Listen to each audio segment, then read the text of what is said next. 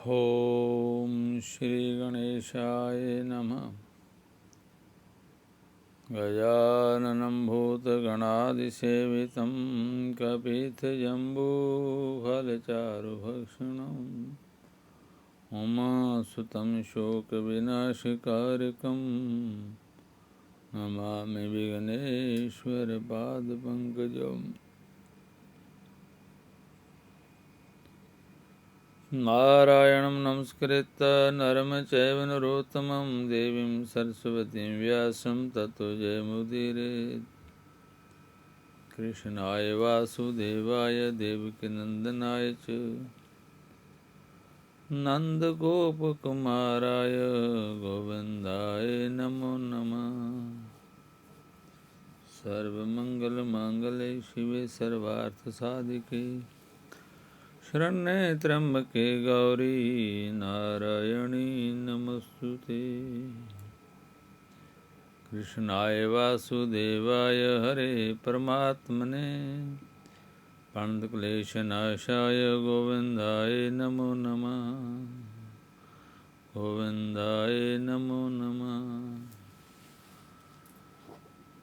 भगवान के नामों का उच्चारण करने से जो पुण्य फल प्राप्त होता है,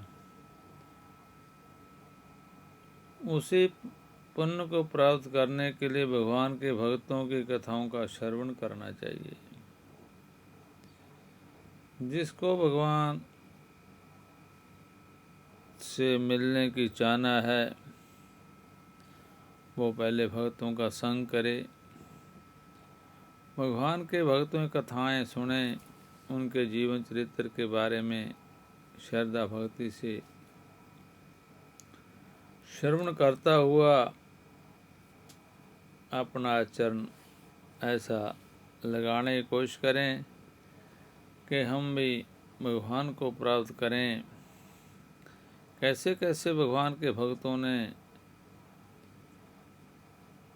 जीवन धारण करके, सत्य बोलकर, माता पिता की सेवा करके, स्त्रियों ने पतिव्रता धर्म धारण कर और सत्य बोलकर किन ब्राह्मणों ने, वैश्यों ने, शूद्रों ने, क्षत्रियों ने भगवान को पाया। इसका अंत नहीं है। अनेका भक्त हुए, अनेका ही भगवान के दरबार में पहुँचे। हमको पता लगना चाहिए कि हम सुगमता से कैसे भगवान के नाम का कीर्तन कर सकते हैं, कैसे किसको दान कर सकते हैं। ऐसी कथाएं पद्म पुराण में बहुत आती हैं कि किसी गरीब ने, किसी शूद्र ने, किसी चंडाल ने लोभ का त्याग कर, माँ बाप की सेवा कर, पतिव्रता ने पतिव्रता धर्म को अपनाकर भगवान को वश में किया है। कैसे कैसे भगवान, देवता, ब्रह्मा, विष्णु, शिव बच्चे बन जाते हैं, आदि कथाएं बहुत आती हैं। इसलिए नरोत्तम ब्राह्मण को भगवान जी सुना रहे हैं तुलाधार के सत्य और समता की प्रशंसा, सत्य भाषण की महिमा, लोभ त्याग के विषय में एक शूद्र की कथा और मूक चंडाल आदि का परम धाम गवन बता रहे थे। तो नरोत्तम ब्राह्मण ने कहा, हे प्रभु, यदि मुझ पर आपकी कृपा हो तो अब तुलाधार के चरित्र और अनुपम प्रभाव का पूरा पूरा वर्णन कीजिए। श्री भगवान बोले, जो मनुष्य सत्य का पालन करते हुए लोभ और दोष बुद्धि का त्याग करके प्रतिदिन कुछ दान करता है, उसके द्वारा मानो नित्य प्रति उत्तम दक्षिणा से युक्त 100 यज्ञों का अनुष्ठान होता रहता है। सत्य से सूर्य उदय होता है, सत्य से ही वायु चलती है, हवा चलती है।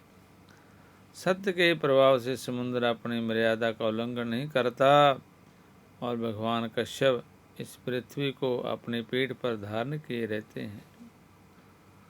सत्य से ही 3 लोक और समस्त पर्वत टिके हुए हैं।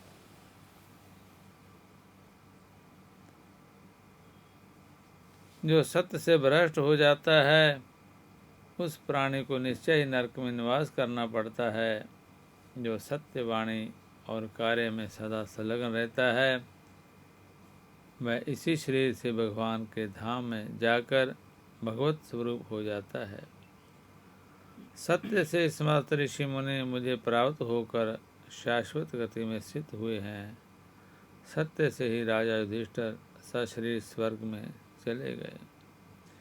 पद्म पुराण में इसकी कथा आती है। सत्य नोदयते सूरो बाति वातस्तैव च नालंघ्यते समुद्रस्तु कूर्मो वा धारणिधरा।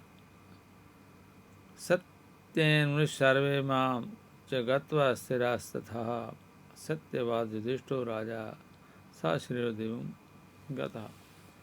पद्म पुराण में बहुत विस्तार से सत्य के लिए समझाया है। उन्होंने समस्त शत्रुओं को जीतकर धर्म के अनुसार लोक का पालन किया। अत्यंत दुर्लभ एवं विशुद्ध राजसूय यज्ञ का अनुष्ठान किया। वह प्रतिदिन 84,000 ब्राह्मणों को भोजन कराते और उनकी इच्छा के अनुसार पर्याप्त धन दान करते थे। जब वह जान लेते कि इनमें से प्रत्येक ब्राह्मण की दरिद्रता दूर हो चुकी है तभी उस ब्राह्मण समुदाय को विदा करते थे। यह सब उनके सत्य का ही प्रभाव था। राजा युधिष्ठिर जी ऐसे सत्यवादी थे। राजा हरिश्चंद्र सत्य का आश्रय लेने से ही भान परिवार तथा अपने विशुद्ध शरीर के साथ सत्यलोक को प्रतिष्ठित हैं। इसके सिवा और भी बहुत से राजा सिद्ध महर्षि ज्ञानी और जगकर्ता हो चुके हैं जो कभी सत्य से विचलित नहीं हुए। लोक में जो सत्य परायण है वह संसार का उद्धार करने में समर्थ होता है। महात्मा तुलाधार सत्य भाषण में स्थित हैं। सत्य बोलने के कारण ही इस जगत में उनकी समानता करने वाला दूसरा कोई नहीं है। ये तुलाधार कभी झूठ नहीं बोलते। महंगी और सस्ती सब प्रकार की वस्तुओं के खरीदने बेचने में ये बड़े बुद्धिमान हैं। विशेषता साक्षी का सत्य वचन उत्तम माना गया है।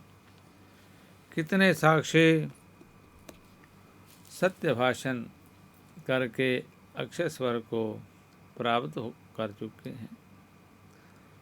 जो वक्ता विद्वान सभा में पहुंचकर सत्य बोलता है वह ब्रह्मा जी के धाम को जो अन्य अन्य यज्ञों द्वारा दुर्लभ है प्राप्त होता है। जो सभा में सत्य भाषण करता है उसे श्वेत यज्ञ का फल मिलता है। लोभ और द्वेषवश झूठ बोलने से मनुष्य रौर नरक में पड़ता है। तुलाधार सबके साक्षी हैं। वह मनुष्य में साक्षात सूर्य ही हैं। विशेष बात यह है कि लोभ का परित्याग कर देने से लोभ खत्म हो जाता है और लोभ का परित्याग कर देने के कारण मनुष्य वर्ग में देवता होता है। आगे कथा आती है शूद्र की। भगवान कहते हैं एक महान भाग्यशाली शूद्र था जो कभी लोभ में नहीं पड़ता। वह साग खाकर बाजार से अन्न के दाने चुनकर तथा खेतों में धान की बालें बीन कर बड़े दुख से जीवन निर्वाह करता था। उसके पास 2 फटे पुराने वस्त्र थे। तब अपने हाथों से ही पात्र का काम लेता था। उसे कभी किसी वस्तु का लोभ नहीं हुआ, लाभ नहीं हुआ तथापि वह पराया धन नहीं लेता था। एक दिन मैं उसकी परीक्षा करने के लिए 2 नवीन वस्त्र लेकर गया। भगवान जी कहते हैं, वह नदी के तीर पर एक कोने में उन्हें आदरपूर्वक रखकर निरंतर जाकर खड़ा हुआ। शूद्र ने दोनों वस्त्रों को देखकर भी मन में लोभ नहीं किया और जय समझकर कि किसी और के पड़े होंगे चुपचाप घर चला गया। तब यह सोचकर कि थोड़ा लाभ होने के कारण ही उसने इन वस्त्रों को नहीं लिया होगा, तो भगवान कहते हैं, मैंने गुल्लर के फल में सोने का टुकड़ा डालकर उसे वहीं रख दिया। मगध देश, नदी का तट और कोने का निरंजन स्थान, ऐसी जगह पहुंचकर उसने उस अद्भुत फल को देखा। उसकी दृष्टि पड़ती वह बोल उठा,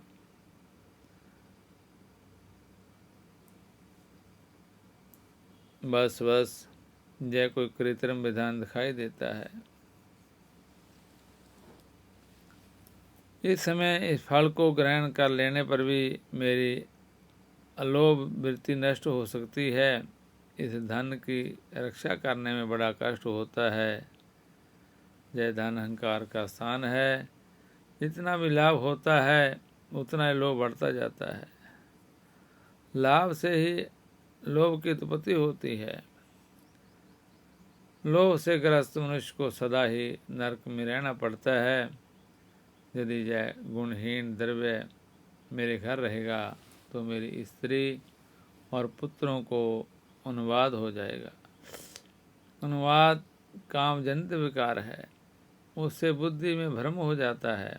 भ्रम से मोह और अहंकार की उत्पत्ति होती है। उसे क्रोध और लोभ का प्रादुर्भाव होता है। इन सब की अधिकता होने पर तपस्या का नाश हो जाएगा। गीता में लिखा है, कामेश क्रोधेश रजोगुण समुद्धा। तपस्या का क्षय हो जाने से चित्त को मोह में डालने वाला मलिन्य पैदा होगा। उस मलिनता रूप सांकल में बंध जाने पर मनुष्य फिर ऊपर नहीं उठ सकता। ऐसा विचार कर मैं शूद्र उस फल को वहीं छोड़कर घर चला गया। उस समय स्वर्ग देवता प्रसन्नता के साथ साधु साधु कहकर उसकी प्रशंसा करने लगे। तब मैं एक क्षिपण का रूप धारण करके उसके घर के पास गया और लोगों को उसके भाग्य की बातें बताने लगा। विशेषतः भूतकाल की बात बताया करता था। फिर लोगों के बारंबार आने जाने से यह समाचार सवार फैल गया। जय सुनकर उस शूद्र की स्त्री भी मेरे पास आई और अपने भाग्य का कारण पूछने लगी। तब मैंने तुरंत ही उसके मन की बात बता दी और एकांत में स्थित होकर कहा, महाभागे, विधाता ने यहाँ तेरे लिए बहुत धन दिया था, किंतु तेरे पति ने मूर्ख की भांति उसका परित्याग कर दिया है। तेरे घर में धन का बिल्कुल अभाव है। अब जब तक तेरा पति जीवित रहेगा तब तक उसे दरिद्रता ही भोगनी पड़ेगी। इसमें तन कोई संदेह नहीं है। हे माता, तो शीघ्र अपने घर जाकर पति से उस धन के विषय पूछ। इस मंगलमय वचन को सुनकर वह अपने पति के पास गई और दुख वृत्तांत की चर्चा करने लगी। उसकी बात को सुनकर शूद्र को बड़ा विस्मय हुआ और कुछ सोचकर पत्नी को साथ लिए मेरे पास आया और एकांत में मुझसे बोला, हे क्षणवक, बताओ तुम क्या कहते थे। तो क्षणवक बोला, तात तुम्हें प्रत्यक्ष धन प्राप्त हुआ था, फिर भी तुमने अवज्ञापूर्वक तिनके की भांति उसका त्याग कर दिया। ऐसा क्यों किया? जान पड़ता है तुम्हारे भाग्य में भोग नहीं बधा है। धन के अभाव में तुम्हें जन्म से लेकर मृत्यु तक अपने और बंधु बांधवों के दुख देखने पड़ेंगे। प्रतिदिन मृतकों की सी अवस्था भोगनी पड़ेगी। इसलिए शीघ्र ही उस धन को ग्रहण करो और निष्कंठ भोग भोगो। तो शूद्र ने कहा, क्षिपणक, मुझे धन की इच्छा नहीं है। धन संसार बंधन में डालने वाला एक जाल है। उसमें फंसे हुए मनुष्य का फिर उद्धार नहीं होता। इस लोक और परलोक में भी धन के जो दोष हैं उन्हें सुनो। धन रहने पर चोर, बंधु बांधव तथा राजा से भी भय प्राप्त रहता है। सब मनुष्य उस धन को हड़प लेने के लिए धनी व्यक्ति को मार डालने की अभिलाषा रखते हैं। फिर धन कैसे सुख हो सकता है? धन प्राणों का घातक और पापों का साधक है। धनी का घर काल एवं काम आदि दोषों का निकेतन बन जाता है। अतः धन दुर्गति का प्रधान कारण है। क्षिपणक बोला, जिसके पास धन होता है उसी को मित्र मिलते हैं। जिसके पास धन होता है उसके सभी भाई बंधु हैं। कुल, शील, पंडित्य, रूप, भोग, जस और सुख ये सब धनवान को ही प्राप्त होते हैं। धनहीन मनुष्य को तो उसके स्त्री पुत्र भी त्याग देते हैं। फिर उसे मित्रों की प्राप्ति कैसे हो सकती है? जो जन्म से दरिद्र है वह धर्म का अनुष्ठान कैसे कर सकता है? स्वर्ग की प्राप्ति में उपकार के जो सात्विक जय कार्य तथा पोखरे खुदवाना आदि कार्य हैं वह भी धन के अभाव में नहीं हो सकते। दान संसार के लिए स्वर्ग की सीढ़ी है, किंतु निर्धन व्यक्ति के द्वारा उनकी भी सिद्धि होने संभव है। व्रत आदि का पालन, धर्म उपदेश आदि का श्रवण, पितृजग आदि का अनुष्ठान तथा तीर्थ सेवन ये शुभ कर्म धनहीन मनुष्य के किए नहीं हो सकते। रोगों का निवारण, पथ्य का सेवन, औषधों का संग्रह और शरीर की रक्षा तथा शत्रुओं पर विजय आदि कार्य भी धन से सिद्ध होते हैं। इसलिए जिसके पास वो धन हो उसी को इच्छानुसार भोग प्राप्त हो सकते हैं। धन रहने पर तुम दान से ही शीघ्र स्वर्ग की प्राप्ति कर सकते हो। ऐसा सुनकर शूद्र जी बोले। शूद्र ने कहा, कामनाओं का त्याग करने से ही समस्त व्रतों का पालन हो जाता है। क्रोध छोड़ देने से तीर्थ का सेवन हो जाता है। दया ही जप के समान है। संतोष ही शुद्ध धन है। हिंसा ही सबसे बड़ी सिद्धि है। श्लोषण वृत्ति ही उत्तम जीविका है। साग का भोजन ही अमृत के समान है। उपवास ही उत्तम है। उपवास ही उत्तम तपस्या है। संतोष ही मेरे लिए बहुत बड़ा भोग है।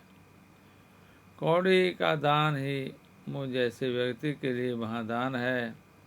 प्राय स्त्रियां, माता और प्राय धन मिट्टी के ढेले के समान है, पर स्त्री सर्पणी के समान भयंकर है।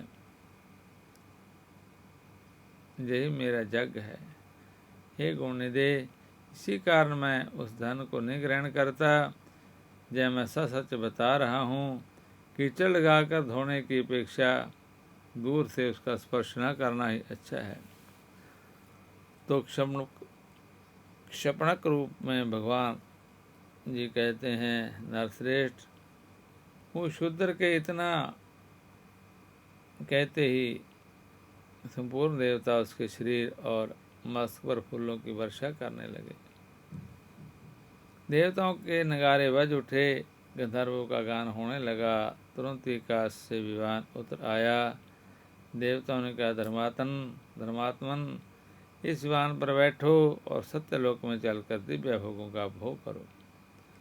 तुम्हारे भोग काल का कोई परिणाम नहीं, अनंत काल तक तुम्हें पुण्य का फल भोगना है। देवता गणों के यूँ कहने पर शूद्र बोला, इस क्षणवक को ऐसा ज्ञान, ऐसी चेष्टा और इस प्रकार भाषण की शक्ति कैसे प्राप्त हुई? इसके रूप में भगवान विष्णु, शिव, ब्रह्मा, शुक्र अथवा बृहस्पति इनमें से तो कोई नहीं है। अतः मुझे छलने के लिए साक्षात धर्म ही तो जहाँ नहीं आए हैं। शूद्र के ऐसा वचन सुनकर क्षणवक के रूप में उपस्थित हुआ मैं हंसकर बोला, महामुने, मैं साक्षात विष्णु हूँ। तुम्हारे धर्म को जानने के लिए ही मैं यहाँ आया था। अब तुम अपने परिवार सहित स्वर्ग को जाओ। तदनंतर मैं शूद्र दिव्य आभूषणों और दिव्य वस्त्रों से सुशोभित हो सहसा परिवार सहित स्वर्ग को चला गया। इस प्रकार उस शूद्र परिवार के सब लोग लोभ त्याग देने के कारण स्वर्ग से धारे। बुद्धिमान तुलाधार धर्मात्मा है, वह सत्य धर्म में प्रतिष्ठित है, इसलिए देशांतर में होने वाली बातें भी उन्हें ज्ञात हो जाती हैं। तुलाधार के समान प्रतिष्ठित व्यक्ति देवलोक में भी नहीं है। जो मनुष्य सब धर्मों में प्रतिष्ठित होकर इस पवित्र व्याख्यान का श्रवण करता है, उसके जन्म जन्म के पाप तत्काल नष्ट हो जाते हैं। एक बार के पाठ से उसे सब जगहों का फल मिल जाता है। वह लोक में श्रेष्ठ और देवताओं का भी पूज्य होता है। तो व्यास जी कहते हैं, तदनंतर मूग चड़ाल आदि सभी धर्मात्मा परम धाम जाने की इच्छा से भगवान के पास आए। उनके साथ उनकी स्त्रियाँ था, अन्य परिकर भी थे। इतना ही नहीं, उनके घर के आसपास जो शिवकलियाँ तथा नाना प्रकार के कीड़े मकोड़े थे, वह देव रूप होकर उनके पीछे पीछे जाने को उपस्थित हुए। उस समय देवता, सिद्ध और महर्षिगण धन है के नारे लगाते हुए फूलों की वर्षा करने लगे। विमानों और वनों में देवताओं के नगाड़े बजने लगे। वैसा महात्मा अपने अपने विमान पर आरूढ़ हो विष्णु धाम को पधारे। ब्राह्मण नरोत्तम ने यह अद्भुत दृश्य देखकर श्री जनार्दन जी से कहा, हे देवेश मधुसूदन, मुझे कोई उपदेश दीजिए। श्री भगवान जी बोले, ता तुम्हारे पिता का चित्त शोक से व्याकुल हो रहा है, उसके पास जाओ। उनकी जतनपूर्वक आराधना करके तुम शीघ्र ही मेरे धाम को आ जाओगे। माता पिता के समान देवता देवलोक में भी नहीं है। उन्हीं ने शैशवकाल में तुम्हारे घिनौने शरीर का सदा पालन किया है, उनका पोषण करके बढ़ाया है। तुम अज्ञान दोष से मुक्त थे, माता पिता ने तुम्हें सज्ञान बनाया है। चराचर प्राणियों सहित समस्त लोकी में भी उनके समान पूज्य कोई नहीं है। तो व्यास जी कहते हैं, तदनंतर देवतागण मूग चंडाल पतिव्रता शुभ तुलाधार वैश्य सज्जन द्रोग और वैष्णव संत इन पांचों महात्माओं को साथ ले प्रसन्नतापूर्वक भगवान की स्तुति करते हुए वैकुंठ धाम में पधारे। वह सभी अच्युत स्वरूप होकर संपूर्ण लोकों के ऊपर स्थित हुए। नरोत्तम ब्राह्मण ने भी यत्नपूर्वक माता पिता की आराधना करके थोड़े काल में ही कुटुंब सहित भगवत धाम को प्राप्त किया। हे शिष्यगण, यह पांच महात्माओं का पवित्र व्याख्यान मैंने तुम्हें सुनाया है। इसका पाठ अथवा श्रवण करेगा, उसकी कभी दुर्गति नहीं होगी। मैं ब्रह्महत्या आदि पापों से कभी लिप्त नहीं हो सकता। मनुष्य करोड़ों को दान करने से इस फल को प्राप्त करता है। पुष्कर तीर्थ और गंगा नदी में स्नान करने से उसे जिस फल की प्राप्ति होती है, वही फल एक बार इस व्याख्यान के सुनने से मिल जाता है। व्यास जी कहते हैं, माता पिता की सेवा करने से जो परम धाम हमको प्राप्त होता है उसे कोई ऐसा रास्ता नहीं जो रोक सके। माता पिता जिसके ऊपर प्रसन्न होते हैं उनको गंगा स्नान का फल मिलता है। माता सर्व तीर्थमयी है, पिता संपूर्ण देवताओं का स्वरूप है, इसलिए सब प्रकार से यत्नपूर्वक माता पिता का पूजन करना चाहिए। जो माता पिता की प्रदक्षिणा करता है उसके द्वारा 7 दीपों से जो समुच्ची पृथ्वी की परिक्रमा हो जाती है। माता पिता को प्रणाम करते समय जिसके हाथ, मस्तक और घुटने पृथ्वी पर टिकते हैं वह अक्षय स्वर्ग को प्राप्त हो जाता है। ऐसे ही पतिव्रता स्त्री के बारे बताया है। ऐसे ही जिसने जो पाप किया उसके लिए ऐसा विधान बताया। भगवान ने जैसे जैसे कहा ऐसा करना चाहिए। भगवान के नाम का कीर्तन करने से उनको जो फल मिलता है वह सब पापों का नाश कर देने वाला होता है। भगवान का नाम लेने से जो फल हमको मिलता है उसको कहीं भी हम नहीं दे सकते, क्योंकि भगवान के नाम और गौ सेवा में इतनी क्षमता है कि जो कितने जाने में या अनजाने में पाप हो जाते हैं वह क्षय करने के लिए हमको गौशाला में जाना चाहिए, गौओं की सेवा करनी चाहिए। जैसे जैसे हम कथा में सुन आए कि हमको जैसे किसी के साथ किसी के निमित्त हम श्राद्ध नहीं कर पाते तो माँ घास लाकर गौ माता को खिलाने से हम उसको प्राप्त कर सकते हैं, क्योंकि भगवान ने बताया है कि जो पुण्य को माता को घास खिलाने से मिलता है वही पुण्य हमको भगवान के भजन ध्यान करने से मिल सकता है। पितरों का जो श्राद्ध नहीं कर सकते, जिनके पितरों के बारे में जिसको पता ही नहीं, उनको गौशाला में जाकर गौओं को हरा चारा डालना चाहिए, भगवान के नाम का कीर्तन करना चाहिए।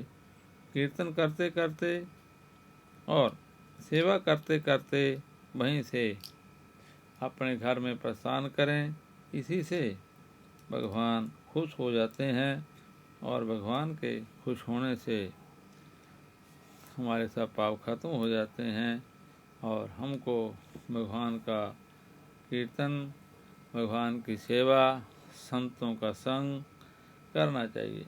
जैसे हम भगवान के भक्तों की कथा सुनते हैं, भगवान की सेवा करते हैं, उनके कीर्तन में आनंद मग्न होकर भगवान का चरित्र सुनते हैं, भगवान के भक्तों की कथाएं सुनते हैं, वैसे ही हमारे पाप क्षय हो जाते हैं।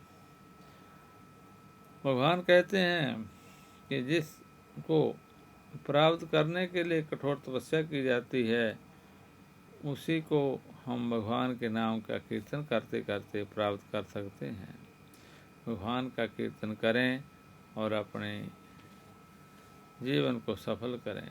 श्री कृष्ण गोविंद हरे मुरारे, हे नाथ नारायण वासुदेव। श्री कृष्ण गोविंद हरे मुरारे, हे नाथ नारायण वासुदेव।